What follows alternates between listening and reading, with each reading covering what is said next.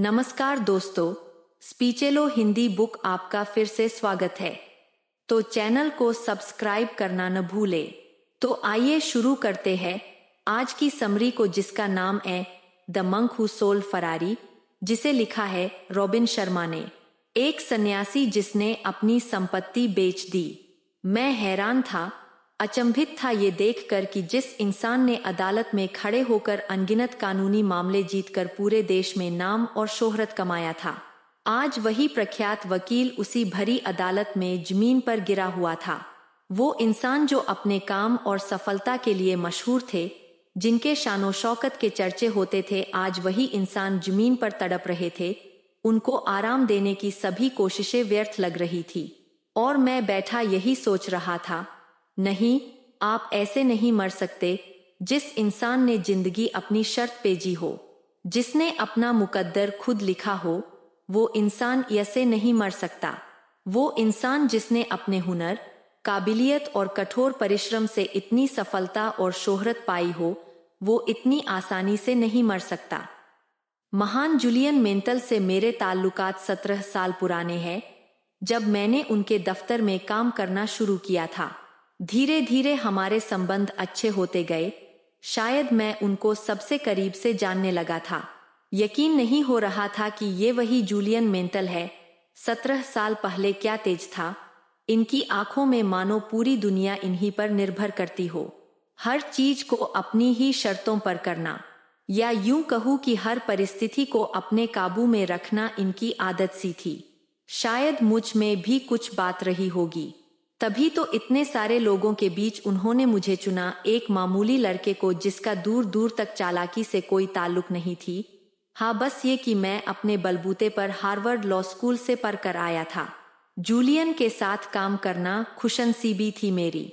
आपको ये जानकर शायद हैरानी हो, जितनी शक्ति वो दुनिया को दिखाया करते थे, उनके अंदर उतना ही नर्म दिल एक बच्चा छुपा हुआ था, जो भावुक भी था और नादान भी, लेकिन जो दुनियादारी की फिक्र से बंधा हुआ था। उनका शानदार भव्य बंगला या चमचमाती लाल रंग की फेरारी के पीछे कुछ तो रहस्य था, जो सब कुछ होते हुए भी उनके अंदर एक अजीब सा अकेलापन होने लगा था। कुछ तो राज था जिसका असर उनके काम और व्यवहार दोनों पे दिखने लगा था, और शायद यही उनकी बेचैनी का कारण भी बन रही थी। शायद दुनिया की इस दौर में वो पीछे रहना नहीं चाहते थे, तभी तो शोहरत और कामयाबी की भूख उन्हें दिन ब दिन निगल रही थी। ये तुम क्या कर रहे थे जूलियन? सब कुछ तो था तुम्हारे पास, फिर भी ये कैसे भूख थी तुम्हें? क्या कुछ पाना था तुम्हें? क्या चाहिए था तुम्हें? किस चीज की तुम्हें तलाश थी? आधी उम्र के होके भी वो बुजुर्ग लग रहे थे। एक गहरी थकान उनके चेहरे पर हमेशा कायम थी, और साथ ही वो हंसना भी भूलने लगे थे। मुझे अब भी याद है, जब वो मुझसे अपने खालीपन की शिकायत करते थे, वो कहते थे कि अब वो वकालत से ऊब चुके हैं।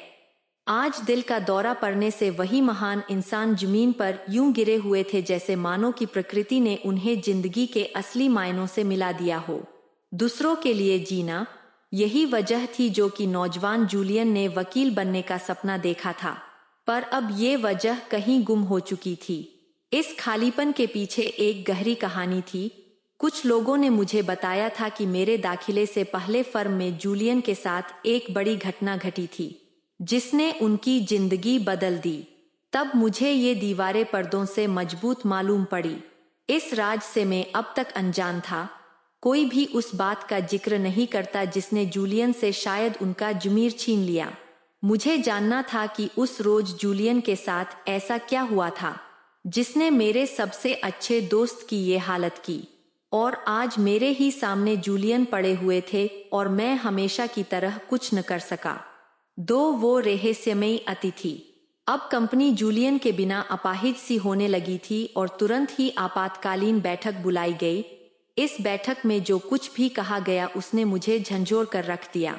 सबसे पहले सभी को सूचित किया गया कि जूलियन मेंटल को दिल का दौरा पड़ा था और कि उनकी हालत नाजुक बनी हुई है।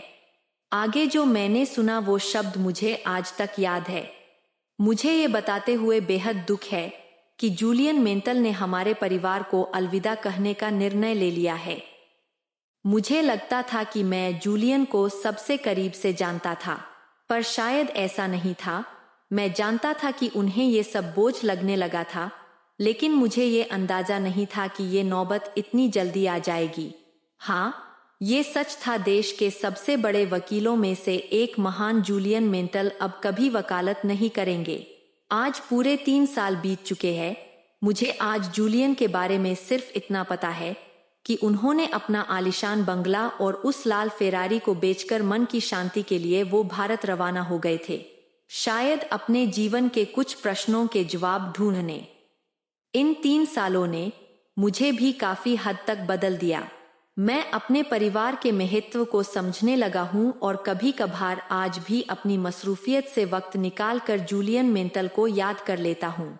मगर ये जिंदगी मुझे चौंकाना छोड़ दे तो इसे जिंदगी कैसे कहेंगे। एक दिन मेरे दफ्तर में लगभग 30 साल का एक नौजवान व्यक्ति आया। वैसे ज्यादा काम होने की वजह से मैं लोगों से कम ही मिलता जुलता हूँ, पर कुछ तो बात थी उस व्यक्ति में जो उस पर नजर पड़ते ही मैं काफी मोहित हो गया। एक अलग सा ही सुकून था उसके चेहरे पर जो उसे बाकियों से अलग कर रहा था। मैं मानो उसकी मौजूदगी से सम्मोहित हो चुका था कि तभी अचानक उस व्यक्ति ने बड़ी ही विनम्रता से मुझसे कहा, क्या आप अपने सभी मेहमानों से इसी तरह पेश आते हैं? जिसने आपको अदालत के दामपेंच सिखाए हैं उनसे भी। ये सुनते ही मेरे होश उड़ गए। मैं चौंक गया। जूलियन में तुम हो? हाँ, वो नौजवान सा दिखने वाला व्यक्ति जूलियन है। उत्साह की लहर मेरे अंदर मानो उमड़ती जा रही थी। ये आखिर कैसे मुमकिन हो सकता है? मुझे समय लगा ये यकीन करने पर ये सच है। एक बदला हुआ जूलियन मेंटल मेरे सामने इस तरह खड़ा है मानो फरिश्ते भी उसे देखकर चरमा जाए। ये शहद सी मीठी आवाज, ये तेज, ये ठहराव। आखिर क्या किया था जूलियन ने इन 3 सालों में कि उसे पहचान पाना भी अब मुश्किल हो रहा था। जूलियन मेंटल का जादुई कायाकल्प। और एक बार फिर जूलियन मेंटल ने मुझे अचंभित कर दिया। आखिर हिमालय की पहाड़ियों से ये कौन सी संजीवनी बूटी खाकर आए थे? मैं मन ही मन ये सोचने लगा, क्या वहां कोई जादुई कुंवा है जो इंसान को जवान बना देता है? कैसे ये बुजुर्ग से दिखने वाले जूलियन इस तरह बदल गए कि मानो सभी देवी देवता इन्हीं पर मेहरबान हुए हो। आखिर इन 3 सालों में जूलियन कहाँ थे और क्या कर रहे थे? ये सभी सवाल मुझे उत्सुक कर रहे थे। लेकिन इससे पहले कि मैं कुछ पूछ पाता, जूलियन ने मेरे सभी सवाल मानो मेरी आंखों से पढ़ लिए हो। जूलियन ने सबसे पहले ये बात कबूल की कि वो कितने गलत थे। उनकी जिंदगी किस तरह खुशी और महत्वपूर्ण सफलता के रास्ते से भटक गई थी। बीमार पड़ने के बाद डॉक्टर्स ने उन्हें सलाह दी कि उन्हें अब कामयाबी की भूख त्यागनी होगी, क्योंकि यही बात अब उनकी जान की दुश्मन बन बैठी थी। उस वक्त जूलियन ने अपनी जिंदगी का सबसे बड़ा फैसला लिया। ये फैसला था अपनी जिंदगी को चुनने का। एक अजीब इस रौनक थी उनके चेहरे पर जब जूलियन मुझे ये बता रहे थे कि किस तरह उन्होंने अपना घर और अपनी चहेती लाल फेरारी बेचकर भारत जाने का फैसला लिया। जूलियन किसी बच्चे की तरह उत्साहित होकर मुझे अपनी कहानी सुना रहे थे, उस जगह के बारे में जहां सारी जीवन शैली प्रकृति की गोद में खेलती है। किस तरह वो गांव-गांव में कभी रेल से तो कभी मीलों पैदल चलकर अपना बिखरा हुआ जीवन समेट रहे थे। मैं खुश था कि जूलियन अब दोबारा हंसना सीख चुके थे। जूलियन ने तब मुझे बताया कि जगह-जगह घूमने पर उन्हें हिंदुस्तानी सन्यासियों के बारे में पता चला। ये सन्यासी उम्र के मोहताज नहीं होते और कुछ ऐसे सन्यासी जिन्होंने इंसानी दिलो दिमाग पर काबू करना सीख लिया था। मुझे हैरानी हुई ये जानकर कि मेरे दोस्त जूलियन इन्हीं सन्यासियों के साथ अपना समय बिताकर आए हैं। उन अध्यापकों के साथ रहकर आए हैं जो बिना दक्षिणा के जीवन जीने का सलीका सिखाते हैं। तभी जूलियन ने मुझे कुछ ऐसे बात बताई जिसने मेरे पैरों तले जमीन हिला दी। कश्मीर की वादियों में घूमते वक्त वो एक खास योगी से मिले जिन्होंने जूलियन को उम्मीद की किरण दिखाई। जूलियन की ही तरह वो योगी भी एक सफल वकील थे जिन्होंने मोह माया त्याग कर सन्यासी जीवन को चुना। योगी ने जूलियन को बताया कि कश्मीर से मीलों दूर हिमालय की चोटियों पर सिवाना नाम की एक बस्ती है जहां हिमालय के सबसे आध्यात्मिक सन्यासियों का वास है। ये सन्यासी उम्र के हर पड़ाव को पार चुके हैं और कुछ तो अद्भुत शक्तियों के मालिक है। वो जीते जी ज्ञान के सागर है, जिन्हें आत्मा और शरीर को तृप्त करने के संदर्भ में प्राचीन कला हासिल है। उन सन्यासी को कोई भी सामान्य व्यक्ति नहीं ढूंढ पाता।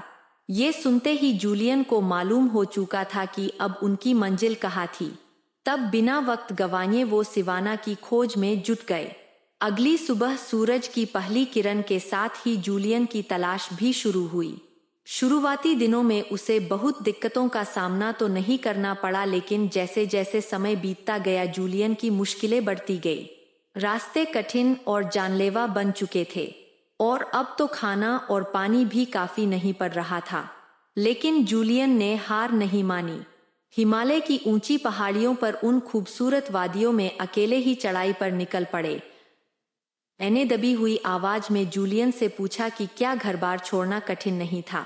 उनका जवाब उनकी ही तरह बेबाक था। जूलियन ने कहा कि मोह को त्यागना उनके जीवन का सबसे कठिन नहीं बल्कि सबसे आसान उपाय था, क्योंकि इसके बदले उन्हें तृप्ति और अपार शांति नहीं मिलती।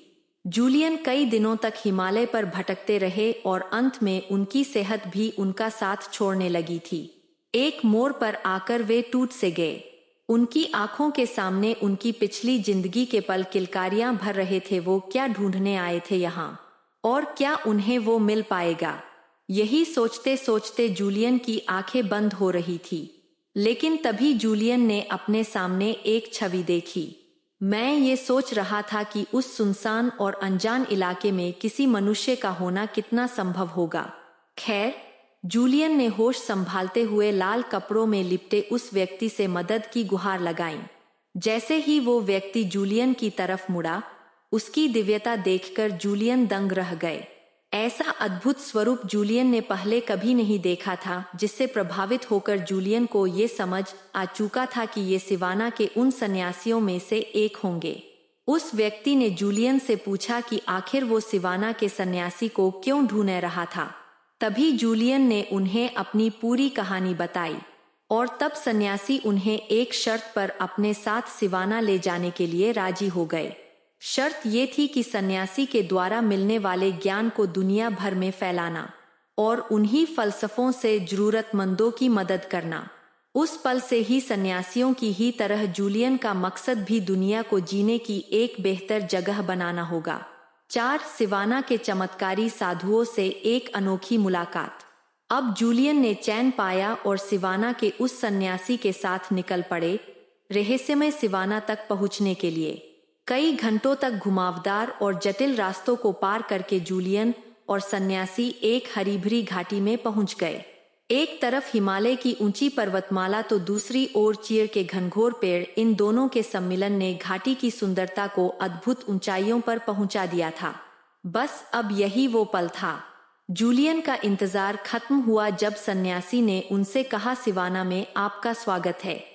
यहाँ दोनों फिर घाटी की ओर बढ़ने लगे जो जंगल से होकर गुजरता था।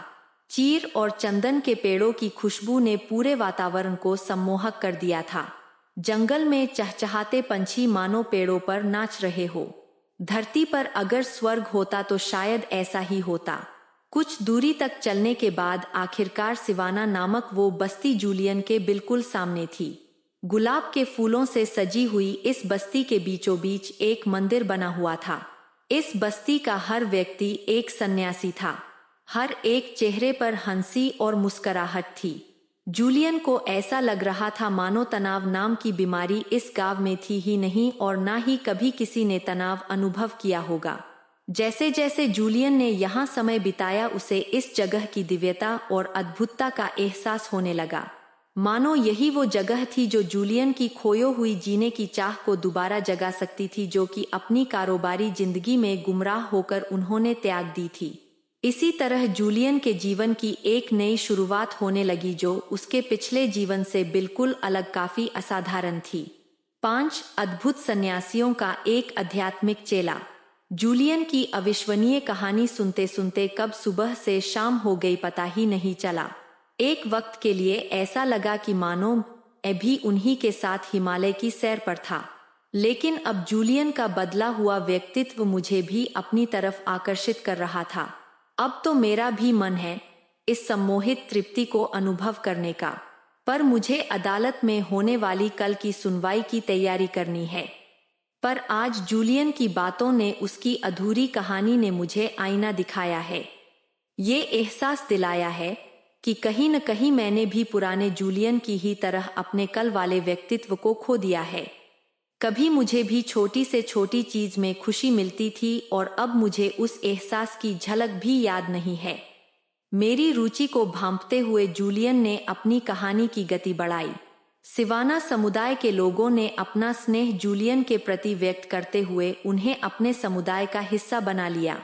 जूलियन अपने ज्ञान को बयाने के हेतु अपने तन और मन से हर एक पल योगी की तरह बिताने लगे। उन सन्यासियों का वो ज्ञान कई वर्षों की कठोर तपस्या का नतीजा था और वो सब उस ज्ञान को जूलियन के साथ बांटने के लिए तैयार थे, और वो भी बिना किसी संशय के। जूलियन उन सन्यासियों के साथ बैठकर जीवन के कई अद्भुत विषयों पर विचार करते जो उन्होंने जीवन में प्राप्त की थी। जल्द ही जूलियन समझ चुके थे कि वो अपने मन को विचलित होने से कैसे रोक सकते हैं। जैसे जैसे दिन रात महीने बीतते गए, जूलियन को एहसास होता चला गया कि अब उनके अंदर एक क्षमता है जिसे वो दूसरों की भलाई के लिए उपयोग में ला सकते हैं। सिवाना के पहले 3 हफ्तों में ही जूलियन को अपने अंदर एक बदलाव महसूस होने लगा। उनको हर एक छोटी से छोटी चीज में आनंद आने लगा, चाहे वो अंधेरे में चमचमाते सितारे हो या फिर मकड़ी का एक जाला ही क्यों न हो। उन्होंने बताया कि कुछ महीनों में ही उन्हें मन की शांति और आत्मा की तृप्ति का एहसास होने लगा जो उन्होंने कई सालों तक शहर में रहकर अनुभव नहीं किया था। अंत में जूलियन को अपने जीवन की कीमत का अंदाजा हुआ और अपनी असली मंजिल का एहसास हुआ। ये सब उन साधुओं की वजह से मुमकिन हो पाया था। मधुर आवाज में उन्होंने ये भी बताया कि हमें पहले अपने मन और आत्मा को तृप्त करना आना चाहिए, तभी हम अपने जीवन और अपने सपनों को जी सकते हैं। तभी अचानक जूलियन ने जाने की बात की, क्योंकि मेरे दफ्तर का समय हो चुका था। मेरे बहुत विनती करने पर भी वो नहीं रुके। उन्होंने कहा कि तुम्हारे और इस पूरे समाज को बुद्धिमत्ता प्राप्त करने का अधिकार है। मैं तुमसे वादा करता हूं कि मैं तुम्हारे साथ अपना ज्ञान जरूर बांटूंगा। वो मेरे दफ्तर से तो जा चुके थे, लेकिन अपनी छाप मुझ पर छोड़ चुके थे, और मैं अपना सर पकड़कर सोचने लगा कि मेरी दुनिया कितनी छोटी थी। मुझे आज एहसास हो रहा है कि बचपन में जो उल्लास और मासूमियत मुझ में थी अब वो नहीं रही, और किसे पता, शायद जूलियन की ही तरह मैं भी किसी दिन ये सब दुनियादारी छोड़कर उन्हीं की तरह तृप्ति की तलाश में कहीं दूर निकल जाऊं। इन सभी ख्यालों के साथ मैं अपने दफ्तर से बाहर निकला और तेज धूप में अपनी मंजिल की ओर चल पड़ा। 6 अंतर्मन के ज्ञान का चमत्कार। जैसा कि जूलियन ने कहा था, वो शाम को मेरे घर पहुंच गए। जैसे ही मैंने दरवाजा खोला, जूलियन को लाल रंग के अजीब से एक पोशाक में देखकर मैं हैरान हो गया। जूलियन से दोबारा मिलने की उत्सुकता में दिन भर मैं मुश्किल से कुछ काम कर पाया था, इसलिए जूलियन ने भी बिना वक्त गवाए उन रहस्यों को मेरे सामने एक एक कर खोलना शुरू किया और अपनी अधूरी कहानी के बारे में बताने लगे। पर ना जाने क्यों मेरे मन को अभी भी जूलियन की बातों पर विश्वास नहीं हो रहा था। अचानक से मेरे मन में एक उलझन सी आने लगी। क्या हार्वर्ड यूनिवर्सिटी से पढ़ा हुआ ये वकील सच में अपना घर-बार त्याग सकता है? कहीं जूलियन मुझसे कोई शरारत तो नहीं कर रहे थे? लेकिन फिर जूलियन ने मेरा शक दूर किया। जूलियन शांति से चाय की प्याली में चाय भरने लगे। चाय प्याली में भरकर गिर रही थी, पर जूलियन रुकने का नाम नहीं ले रहे थे। आखिर मेरे सब्र का बांध टूटा और मैंने पूछ ही लिया, ये क्या कर रहे हो तुम? इसमें और चाय नहीं आएगी, ये भर चुका है। और जूलियन ने मुस्कुराते हुए कहा, जिस तरह इस भरी हुई चाय की प्याली में और चाय नहीं आ सकती, उसी तरह तुम्हारा दिमाग भी तुम्हारे अपने ही ख्यालों से भर चुका है। ऐसे में नया ख्याल उसमें कैसे भर सकते हो तुम? उसकी बातों की सच्चाई सुनकर मैं थम सा गया। मुझे यकीन दिलाने के बाद आखिरकार जूलियन ने मुझे बताया कि किस तरह सिवाना के उस सन्यासी से जीवन का सबसे अहम और सबसे बड़ा ज्ञान हासिल हुआ है। जिसने उनकी जिंदगी बदल दी थी। ये ज्ञान था जीवन के उन अनमोल 7 सिद्धांत का। जूलियन ने अपनी आंखें बंद कर ली, जैसे मानो वो इस दुनिया से परे वापस हिमालय की उन्हीं वादियों में चले गए हो। उन्होंने मुझे भी अपनी आंखें बंद करके वो जो बता रहे थे उसकी कल्पना करने को कहा। ये वही कहानी थी जो उस सन्यासी ने जूलियन को सुनाई थी, और अब यही कहानी जूलियन मुझे सुना रहे थे। जूलियन कहने लगे, तुम एक शानदार हरे भरे और सुंदर बगीचे में बैठे हो। पूरा बगीचा बहुत ही सुंदर फूलों से भरा हुआ है। तुम्हारे आसपास सब कुछ बहुत शांत है। इस बगीचे में तुम सच का स्वाद लो, मानो जैसे तुम्हारे पास समय ही समय है। अब सामने की ओर तुम्हें एक लाल रंग का एक बड़ा लाइट हाउस नजर आता है, और अचानक से उस बगीचे की शांति भंग हो जाती है। तभी एक दरवाजे के टूटने की आवाज आती है, जिसमें से एक सुमो पहलवान बाहर आता है और बगीचे के बीचों बीच घूमने लगता है। उस सुमो पहलवान ने एक पतली सी तार का लंगोट बनाकर पहन रखा है। जैसे ही सुमो पहलवान आगे बढ़ता है, उसे अपने सामने एक सोने की घड़ी दिखाई देती है, जो मानो कई सालों से वही पड़ी हो। उस घड़ी पर पैर पड़ते ही वो सुमो पहलवान गिर पड़ता है और बेहोश हो जाता है। कुछ देर बाद सांस लेते ही उसे गुलाब के फूलों की सुगंध आती है और वो तुरंत से वापस खड़ा हो जाता है। होश संभालते हुए वो आसपास देखने लगता है और उसे झाड़ियों में से एक रास्ता दिखता है जो ढेर सारे हीरों से भरा पड़ा है। बिना वक्त गवाए वो सुमो पहलवान उस रास्ते पर निकल पड़ता है और तुम्हारी आंखों से ओझल हो जाता है। ये कैसी अजीब सी कहानी थी। क्या तुम इस कहानी को सुनाने इतनी दूर गए थे? मैंने जूलियन से बड़ी ही बेबाक आवाज में पूछ लिया। इस पर जूलियन ने मुझसे मुस्कुराते हुए कहा कि उसने भी सिवाना के सन्यासी से कुछ ऐसा ही पूछा था, जब उस महान सन्यासी ने जूलियन को ये कहानी सुनाई थी। और मैंने भी जूलियन की ही तरह कहानी में छुपे हुए उन 7 सिद्धांत को नजरअंदाज कर दिया था। और अब बारी थी जिंदगी के इन्हीं छुपे हुए 7 सिद्धांत को जानने की। 7 सिद्धांत वाला एक बहुत ही अनूठा बगीचा। पहला सिद्धांत। इस काल्पनिक कहानी में बागीचा हमारे मन को दर्शाता है। अगर आप अपने मन को विचलित होने से रोकते हैं, उसकी देखभाल करते हैं, उसे उपजाऊ बनाते हैं, तो तुम्हारा मन तुम्हारे विचारों से कई ज्यादा खिलेगा। और अगर तुम उसमें गलत विचार पालते हो तो तुम्हारे मन के बगीचे में नकारात्मक ऊर्जा या नेगेटिविटी पैदा होगी।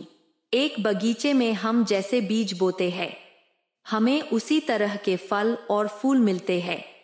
ठीक इसी तरह जब हम अपने दिमाग में लगातार सकारात्मक बातों के बारे में सोचते हैं, हमारा दिमाग भी उसी खूबसूरत बगीचे की तरह हमें अंदर से संतुष्ट और उपजाऊ रखेगा। लेकिन अगर हम अपने अंदर नकारात्मक विचार भरते हैं, तो इसका अंजाम भी गलत ही निकलता है। हमारे जीवन में गलतियों का कोई स्थान नहीं होना चाहिए। हमें हमारे जीवन के हर एक सबक से कुछ न कुछ सीखते रहना चाहिए। यही है हमारे जीवन का पहला सिद्धांत। दूसरा सिद्धांत। इस कहानी का दूसरा सूत्र छुपा हुआ है उस लाइट हाउस में, जो कि हमारे जीवन के सभी उद्देश्यों को दर्शाता है। जिस तरह एक लाइट हाउस सटीकता से किसी भी नौका या जहाज को अपनी रोशनी से सही रास्ता दिखाता है, ठीक उसी तरह हमें भी अपने जीवन के लक्ष्य और महत्वाकांक्षाओं की ओर सटीकता से बढ़ना चाहिए। उन्हें पूरी तरह से जानना ही हमारा सबसे पहला कर्तव्य है। भले ही इसमें देर लगे, लेकिन एक ना एक दिन हम अपनी मंजिल तक पहुंच ही जाएंगे। हमें हमारे लक्ष्य की ओर बढ़ने के लिए एक जुनून की बहुत जरूरत है, और उस जुनून को पाने के लिए हमें अपने अंदर आत्मशक्ति और धैर्य का निर्माण करना आना चाहिए। ये करने के लिए हमारे पास 5 तरीके हैं। 1. हमें हमारे मन में अंतिम परिणाम का साफ चित्रण रखना होगा। उस इनाम की कल्पना करनी होगी जिससे हमें आगे बढ़ने की प्रेरणा मिलेगी। 2. हमें हमारे ऊपर सकारात्मक दबाव बनाए रखना होगा जिसे हम हमारे लक्ष्य के मार्ग से भटक ना जाए। 3. मंजिल हासिल करना यही एक महत्वपूर्ण चीज नहीं है। उस मंजिल तक पहुंचने के लिए एक निर्धारित समय भी तय करना अनिवार्य है। क्योंकि हमारे जीवन में कई सारे लक्ष्य हैं जिसे हमें पाना है। 4. अपने लक्ष्य को किताब में लिखकर रखें और रोज सुबह उठकर उस किताब को खोलकर देखें, जिससे तुम्हारे अंदर अपने लक्ष्य की ओर पहुंचने की प्रेरणा बनी रहेगी और तुम्हारा मन विचलित नहीं होगा। 5. 21 अंक का जादुई नियम। ये सब तकनीक और जादुई नियम तुम्हें लगातार 21 दिनों तक और निरंतर एक ही समय पर करना होगा, जिससे वो बात तुम्हारे रोजाना नियम यानी रूटीन का एक अहम हिस्सा बन जाएगा। 3. सिद्धांत। जिंदगी का वो तीसरा सिद्धांत कहानी में अजीब से दिखने वाले उस सूमो पहलवान कैजे से जुड़ा हुआ है। कैजे एक जापानीज चिन्ह है जिसका मतलब होता है निरंतर सीखना और निरंतर सुधार करते रहना। एक सूमो पहलवान को अपनी खुराक के साथ साथ अपने अनुशासन का भी ख्याल रखना पड़ता है। ठीक इसी तरह हमें भी अपने जीवन में मेहनत के साथ साथ अनुशासन का भी ख्याल रखना चाहिए। हमें अपने मन को काबू में रखना भी आना चाहिए। हमें उसे अपने शरीर का एक अहम हिस्सा बना लेना होगा। कामयाबी हमेशा हमारे ही भीतर से आती है। हमें अपने आप को, अपने विचारों को कैसे रखते हैं, कामयाबी उस पर निर्भर करती है। हमें हमारे मन और आत्मा को निरंतर शुद्ध करते रहना चाहिए। तुम्हारे सामने कई कठिनाइयां आएंगी, पर उनसे घबराने से उनका समाधान नहीं मिलेगा। जो व्यक्ति अपने डर पर काबू पा लेता है वो अपने जीवन में कभी असफल नहीं होता। 4. सिद्धांत। चौथा सिद्धांत समझ आता है उस सूमो पहलवान के लंगोट में। जी हाँ, वो लंगोट जो पतले तार से बनी हुई थी। कोई भी तार ढेर सारे पतले तारों को जोड़कर बनती है। भले ही ये पतली तारें अपने आप में कमजोर हो, लेकिन साथ मिलने पर ये एक मजबूत तार बनाती है। ठीक इसी तरह हमारे जीवन में वो बहुत सारी छोटी लेकिन अच्छी आदतें होती है जिन पर अक्सर हम ज्यादा ध्यान नहीं देते, लेकिन ये सभी साथ मिलकर एक बड़ा फर्क लाती है। फिर चाहे वो सुबह जल्दी उठना हो या फिर पौष्टिक खाना खाना हो, ये सभी आदतें भले ही ज्यादा बड़ी ना लगती हो, लेकिन एक लंबे समय बाद यही चीजें आपको एक बेहतर इंसान बनाती है और आपकी सफलता तय करती है। अपने अंदर हमेशा एक सकारात्मक इच्छा शक्ति का संचार बनाए रखें, जिससे आत्मा हमेशा शीतल बनी रहेगी। 5वां सिद्धांत। इस कहानी का 5वां सिद्धांत उस सोने की घड़ी से जुड़ा हुआ है जिसे उठाते वक्त सूमो पहलवान गिर जाता है। आप समझ ही गए होंगे कि ये घड़ी हमारे जीवन के समय को दर्शाती है। अमीर हो या गरीब, सभी के पास हर रोज 24 घंटे ही होते हैं। हम में से बहुत से लोग ऐसे होते हैं जिन्हें बेवजह काम टालने की आदत होती है। ये सरासर वक्त की बर्बादी है। समय का ध्यान रखने का मतलब ये नहीं कि हम हर वक्त काम ही काम करें, लेकिन अपने काम, सामाजिक जिंदगी और परिवार के बीच इसी समय का एक अच्छा संतुलन बनाएं, क्योंकि हर सफल इंसान दिन में उसी 24 घंटे में वो सब कुछ कर लेता है जिसके बारे में हम सिर्फ सोचते ही रहते हैं।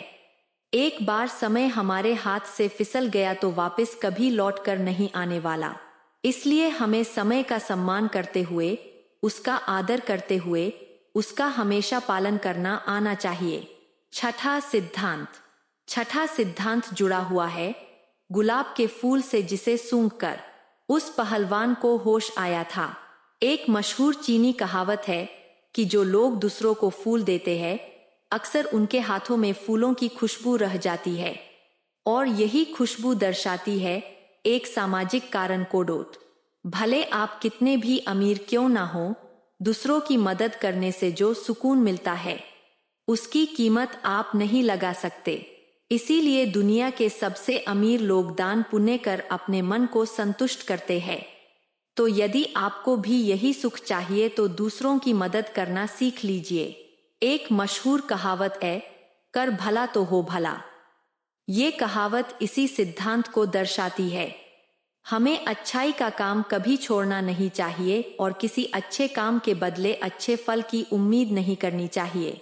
हमें बिना किसी स्वार्थ के भलाई का काम करना चाहिए, तभी हमारी अंतर आत्मा को जो खुशी मिलेगी उसे हम चंद शब्दों में बयान नहीं कर सकते। 7वां सिद्धांत। आखिरकार इस कहानी का आखिरी यानी जीवन का 7वां सिद्धांत जुड़ा हुआ है। कहानी के नायक के रास्ते से ये हीरे कुछ और नहीं बल्कि जिंदगी के वो छोटे छोटे पल है जो हमें ढेर सारी खुशियां देते हैं, लेकिन हम अक्सर इन्हें नजरअंदाज कर अपने अतीत के बारे में सोच सोच कर दुखी होते हैं या फिर अपने भविष्य के लिए परेशान, और इन सब में हम अपने आज को जीना भूल जाते हैं। फिर चाहे वो अपने परिवार के साथ समय बिताना हो या अपने बच्चों के साथ खेलना या फिर किसी दोस्त के साथ एक कप चाय पीना, ये सभी हसीन पल हमारे जीवन में उन अनमोल हीरों की तरह होते हैं जिन्हें हमें संभाल कर रखना चाहिए। कामयाबी के लिए कभी भी अपनी खुशियों का गला मत घोटना। जिस रास्ते पर तुम चल रहे हो जीवन के उसी रास्ते पर चलते चलते तुम्हें अपनी खुशियों का एहसास जरूर होगा, क्योंकि खुशियां ढूंढने से नहीं मिलती बल्कि हर छोटी चीज में इस खूबसूरत एहसास का आनंद लिया जा सकता है। तो अंत में काम तो हमें करना ही है, और काम को अगर मजे के साथ उसका आनंद लेकर करे तो जिंदगी क्या से क्या होगी, यह तो आप इमेजिन कर ही सकते हैं। तो इन्हीं सारी बातों के साथ यह समरी यहीं पर समाप्त होती है। अपना बहुत सारा ध्यान रखिए, हमेशा खुश रहिए, मुस्कुराते रहिए। जय हिंद।